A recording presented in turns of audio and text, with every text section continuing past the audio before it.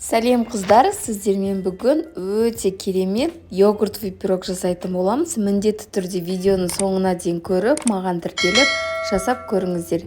Ең бірінші құрғақ ыдысымызға холодильниктен шыққан сары майды онымен араластырып, екеуін жақсылап араластырып алып, крошка жасап алатын боламыз. Одан кейін қантты, разрыхитель екеуін салып, араластырып, бір жұмыртқа қосып, қолға жабысатын өте жұмсақ тесто илейтін боламыз. Тестаны илеп болғаннан кейін 15-20 минутқа пакетке салып, холодильникке салып қойыңыздар. Енді начинкасын жасайтын боламыз. Кез келген натуральный йогуртты пайдалансаңыздар болады. Мен бұл жерде Foodmaster'дің живой йогуртын пайдаланып отырмын. Жоғары процентті сметананы пайдаланамыз. Мен бұл жерде 20% сметананы қолдандым. Сгущенканы қосып, артынан 2 жұмыртқаны салып, жақсылап араластырып алатын боламыз. Қыздар, міндетті түрде кукурузный крахмалды қосамыз. Ұмытып кетпеңіздер.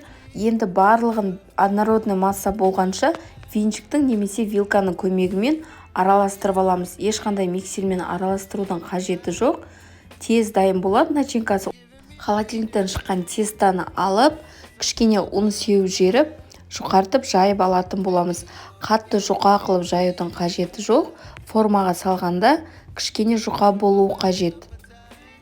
Оқтаудың көмегімен осылай жұқартып аламыз. Менде 24 диаметрлік форма.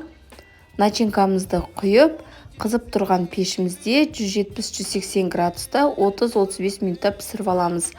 Пирогтың тестасы піссе болды, пештен шығара береміз қыздар.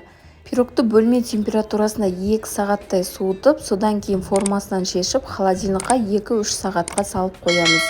Сосын дастарханға ұсына берсек болады. Назарларыңызға көп рахмет. Сіздермен болған Мөлдір. Ас болсын.